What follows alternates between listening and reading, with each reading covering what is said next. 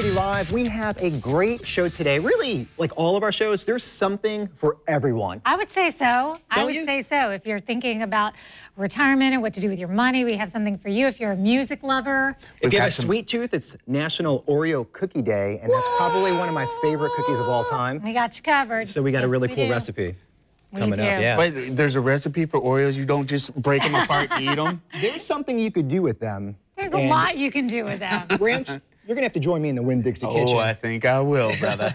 But you can't eat until the recipe is done. But, you know, speaking of something for everyone, so the Nintendo Switch finally came out this weekend. People were talking about it for a while, and it's interesting the timing of it because it's after the holidays. And here, I don't know if you can see it on desk, this is it right here. What does it do? I don't even know what it is. Well, I'm glad you asked. Okay, I just want to speak up for everyone watching who has no idea what this thing is. So basically, this is the home console that you would have hooked up to your TV. But let's just say you have to leave your room in front of the TV and you want to do something with it. This whole thing slides up and then you could take it away. And you could take it to work or something like that. It's a game, yeah. Yeah, so when I said Nintendo, that kind of should have triggered the gaming should have? Right. But it doesn't always have to, right. Nintendo does a lot of other things like games and apps, and that's about it. Yeah. They do apps? No, games. They have one app out. Oh, okay. We cover that on the show.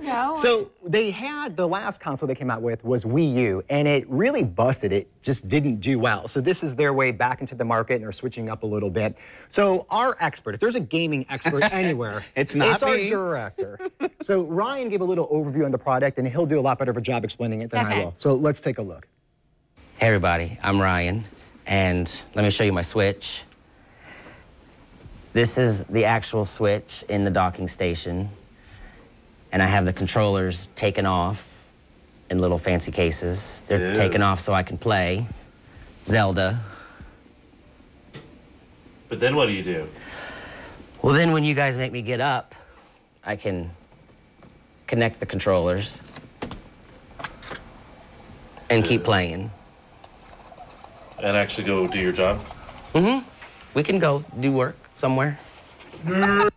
Okay, let me tell you what that was. That was nothing more than an excuse for our director to be able to... Yeah, he pitched it a while ago. He's like, guys, I could bring in the Switch and we could do a whole segment on it. But listen, though, I was talking to Ryan about this because he really does know what he's talking about, despite what you guys think. No, he really does.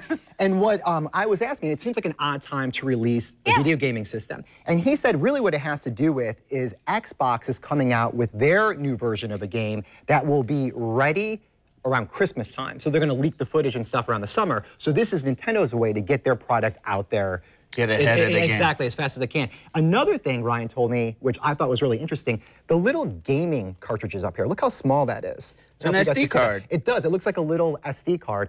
They coated this with something that tastes bad. So if kids were to lick it or try to eat it, they would spit it out so they don't choke on it. Do it. Do it. Lick it. Lick it. Is it... Does it taste bad? What tastes better, PlayStation or Nintendo? It's okay. It's not bad. It does have a tangy taste to it. Don't put it back in wet. So we have a giveaway right now for the Zelda. Hold on, I'm gonna put it right back in. I can just see what's happening right now. Our director... If that didn't have a virus, it does now. Everyone take your earpiece out so we don't have to listen to him whining. Our director's freaking out right now. All right. Hey, so let's switch gears a little bit. Let's talk about spring cleaning. A lot of people have big spring projects right now at home, right? So where do you go when you're looking to do something? You're crying. I can't. The Home Depot. Oh, Home Depot. Oh my goodness. They're adding so many more jobs. They're taking a page from other retailers that are trying to bring people back into the workforce. They're going to be filling in more than 80,000 jobs just in time for the spring rush, which is going to be awesome because people like me who are totally incompetent when it comes to keeping a green thumb, this is going to be a great benefit for people like me. Go in, hey, how do I do this? Yeah. Yeah, so it's going to be a great experience. It's smart. It's a big boost to the economy. Obviously, we have a ton of Home Depots all over the Jacksonville area. Are you guys handy? Yes. Do you like to do projects? Oh, you are? Yeah. I'm good enough to be dangerous. Okay. You know, so I can get stuff done, fix a few things. But what's funny is when I start working on stuff, everybody around the house starts giving me side eye, like with their phone on speed dial, like, handyman on deck, Yeah. who we calling? And I know your husband's pretty handy. He's very handy. Yeah. I'm not. I don't like going into those stores because I feel lost when I'm in there. So maybe some more employees would make it more. I'm very happy for the folks who are going to be able to find some employment from this news. But I also feel it's a great time, too. better knowing that there will be more people that will, instead of pointing me where I need to go, like literally take me there, because probably I don't even know what the item is that I'm asking you about. Yeah. I've probably been given a list, and I probably am asking for it by name, and you're telling me where to go, but that doesn't mean I can identify it on site. And see, like, I always feel good when I go to Home Depot and I'll pick out the right flannel and maybe some, like, cool shoes, because, like, I'm gonna tackle this project, and I just feel so good. And when I walk around in there and they actually explain what I have to do, I'm like, I'm gonna have to hire somebody. Like, I could buy the pieces, I just can't do the other part of the Put job. my hiring clothes on. Yeah, exactly, yeah. Switch up a little tie and button down. I'm ready to roll. All right, so now you're good at this whenever we talk about teen slang, and that's what we're gonna talk about right now, because it keeps evolving. And basically, Blend, it's a mobile app, and what they did is they took teen slang along with mobile slang, because it's a little bit different. They break it down a little bit more, and we have some of the top terms right now, and I'm gonna go through them, and let's see how you guys could do on this, okay? All So it's a little quiz. All right, so the first one is fam, F-A-M. I know it. Okay, I'll let Liz, Eden answer, Okay, because so I know this because I feel like this is one that adults even use, like, oh, I'm gonna hang with my family. Yeah. But I don't know, is it only it's not people that- necessarily family. It's like friends, like our group. Whenever I Okay. post up, I say my RCO fam. Okay. So that's like a group of So friends. it means your family. Yeah. All right, the Okay. next one is lit, L-I-T. Now, you thought it was something. I know this sounds funny. I thought it's when, like, you get drunk or buzzing. Like, oh, I got lit. You know, that's that what I was thought. back in the 80s, Yeah, 90s. now when the It was girl- mid-90s. It was mid-90s. when the girl child goes out with her friends somewhere, like to a party, she'll say it was lit. But it doesn't mean that it was. The party was fire. It was Yeah, hot. see, I get that. When you Yeah, explain it was that, just- it was it was on good. It was fire. hot. All right, Yeah. this one, I mean, everybody kind of knows from the song, Turnt. T-U-R-N-T. It was a big Can you use time, it in a like, it was a good sentence? time. Yeah. We got turned for this party. Or yeah. it was, Okay. It was great. Clap back. Now, that's mostly from rap. I know a bunch of that. And so it's got different terms. But say Mark takes a dig at me, I clap back. Not Okay. usually, but you know. So yeah. What does that mean? You get him back? Yeah, I just got a response for what Snappy he comeback. said. Yeah. Okay. Thirsty. Yeah. Thirsty. Not to go back on the drinking thing again, but I No. thought thirsty means you want, like, an alcoholic beverage. It does not. What was that? White man can't jump?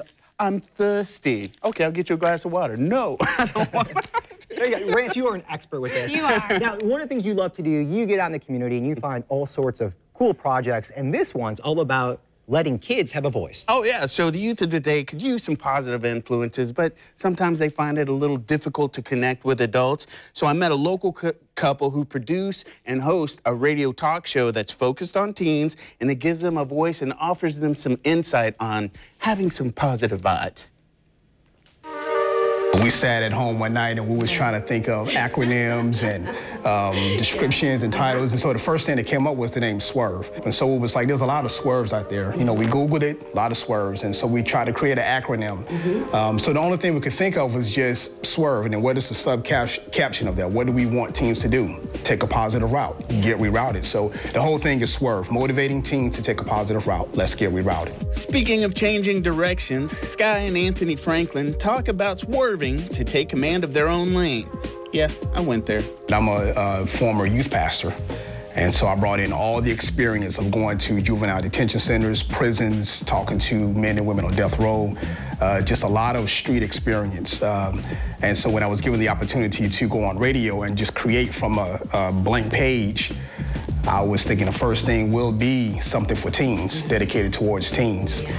With the lifestyle I've lived, it had been a pretty lifestyle. The teens that I had a chance to mentor, drawing off of that strength, it gave me the fuel I needed to know what I wanted to create, what type of show I wanted to bring to the table.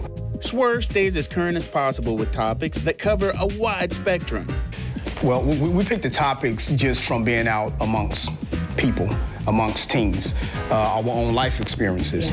I battled with divorce, you know, being a kid growing up in a single parent, in a single home.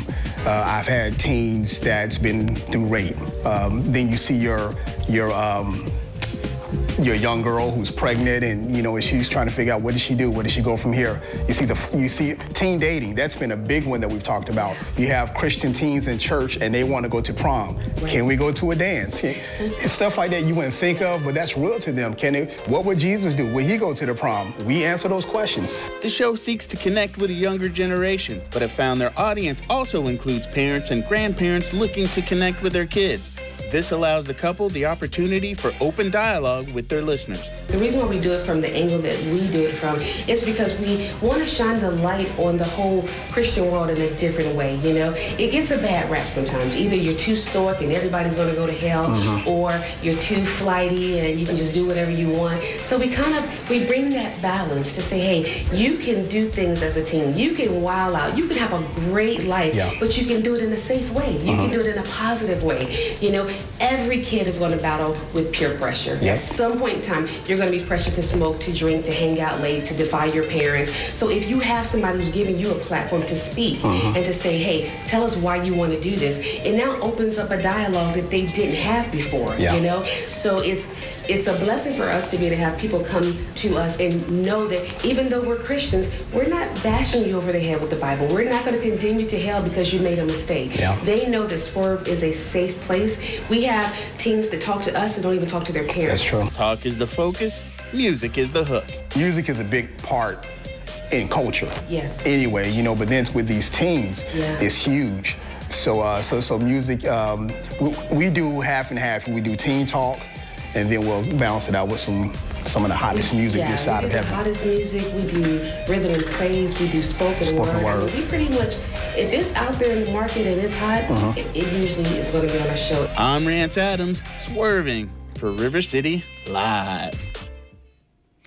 They are such an amazing couple, super cool, great chemistry, great energy, and so positive. I need to take some notes. So they're syndicated, but they also have a podcast so you can listen to them anytime, anywhere. And your teens can too, and that sounds like it would be important. We'll link you up on our website.